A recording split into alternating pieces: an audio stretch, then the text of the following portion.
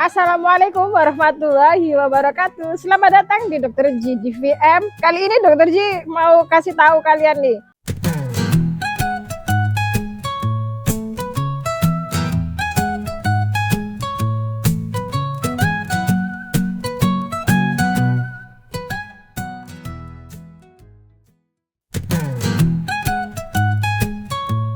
Daging kurban itu kalau hewan PMK itu masih aman dikonsumsi ya guys. Itu kalau kalian bilang tidak aman itu adalah mitos. Faktanya daging PMK, daging ternak yang terkena PMK itu masih aman dikonsumsi untuk manusia.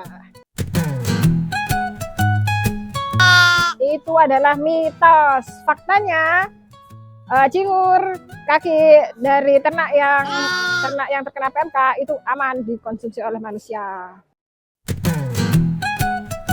Adalah mitos. Faktanya daging sebelum masuk ke Indonesia itu pasti sudah melalui karantina dan itu sudah melalui pelayuan, pH-nya sudah di bawah 6, terus habis gitu dia juga dilakukan tes PCR ya. Jadi PCR-nya untuk PMK hasilnya negatif. Jadi itu tidak terbukti kalau daging asal impor India itu menyebarkan PMK. Faktanya sapi atau kambing yang sudah divaksin itu masa obatnya itu 0 hari. Jadi setelah divaksin kemudian dikonsumsi manusia itu masih aman. Itu mitos. Faktanya organ-organ atau bagian-bagian yang disebutkan itu masih aman dikonsumsi oleh manusia. Faktanya produk daging itu aman untuk dikonsumsi manusia karena produk sudah pasti melalui proses. Nah, virus dari PMK itu akan inaktif dalam pemanasan 70 derajat Celcius selama 30 menit. Jadi produk olahan daging itu pasti aman dikonsumsi oleh manusia. Nah, mitos. Faktanya susu yang hasil produksi dari ternak yang terkena PMK itu masih melalui proses. Jadi biasanya susu itu pasti aman dikonsumsi oleh manusia.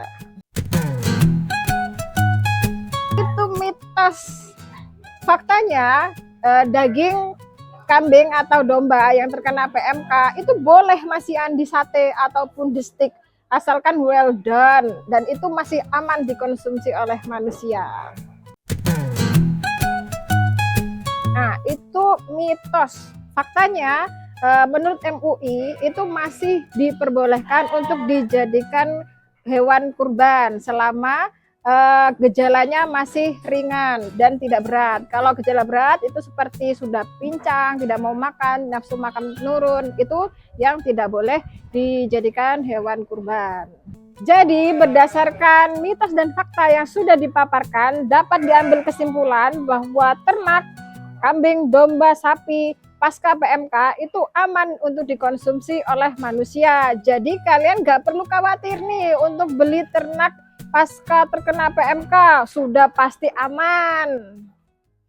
Semoga setelah nonton ini kamu nggak mudah percaya lagi sama info yang simpang siur soal PMK.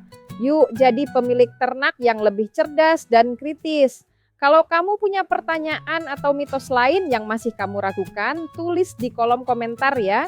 Siapa tahu kita bahas di video selanjutnya.